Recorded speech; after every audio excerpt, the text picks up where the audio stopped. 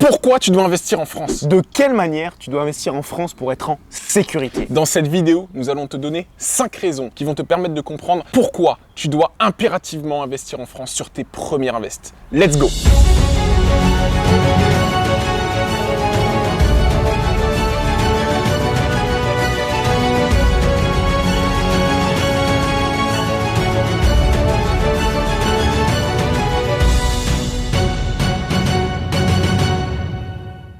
Futur Immo-Rentier, bonjour! Le premier point est que tu vas bénéficier de l'effet de levier bancaire.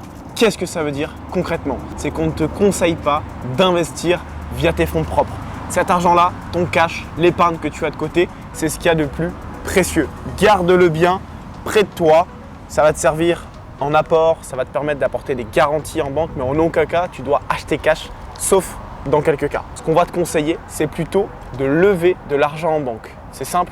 Tu n'as pas d'argent ou très peu, tu peux avoir 5 000 euros d'épargne, 2 000 euros, 10, 15, 20, 30, 40, 50 000 euros, ça va dépendre. Mais tu vas pouvoir lever des sommes bien plus importantes. Faire un prêt de 50 000 euros, 100 000 euros, 150, 200, 300, 400, 500 000 euros. Et de plus, cet argent ne coûte pas grand-chose.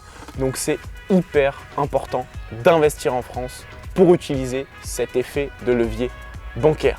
Le deuxième point, c'est la connaissance parfaite de ton secteur. Effectivement, si tu souhaites investir à l'étranger, eh bien déjà, premièrement, tu ne bénéficieras pas de l'effet de levier bancaire dont vient de parler Hugo.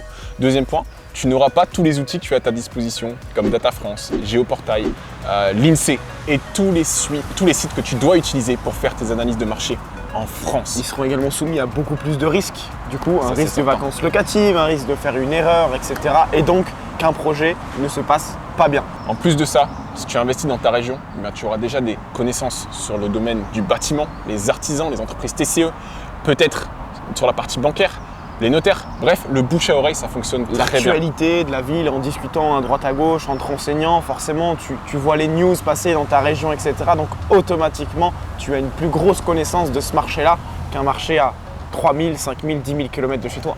Automatiquement. Exactement. Le troisième point, c'est qu'en France, on est sur un marché stable en immobilier, économiquement et surtout en perpétuelle évolution. Ce qu'on veut dire par là, c'est qu'on n'est pas sur de l'énorme volatilité. On n'a pas des prix au mètre carré qui vont basculer dans un secteur de 1 500 euros du mètre carré à 3 000, puis à 1 000, puis à 5 000 en l'espace de 2-3 ans. Non, on est vraiment sur des choses qui sont stables et on est en croissance perpétuelle. Donc ça, c'est très important. On a des pays aux alentours. Comme Dubaï. Comme Dubaï, par exemple. Le marché est très volatile. On pourrait l'apparenter à la crypto-monnaie, carrément. Ouais, c'est ça. Donc on ne sait pas trop où investir, etc. C'est compliqué. Donc c'est très important d'être en France pour cette raison. Tout est stable d'un point de vue économique, d'un point de vue géopolitique. Le quatrième point, eh bien, c'est la fiscalité. Alors oui, on en fait tout un plat en France, la fiscalité, les impôts et tout ce qui s'ensuit. Mais quand vous avez les bonnes connaissances, les bonnes compétences, vous pouvez très bien ne pas payer d'impôts sur plusieurs années. Et en plus de ça, si vous utilisez bien l'effet de levier fiscal, vous pouvez même déduire de l'imposition sur vos impôts généraux.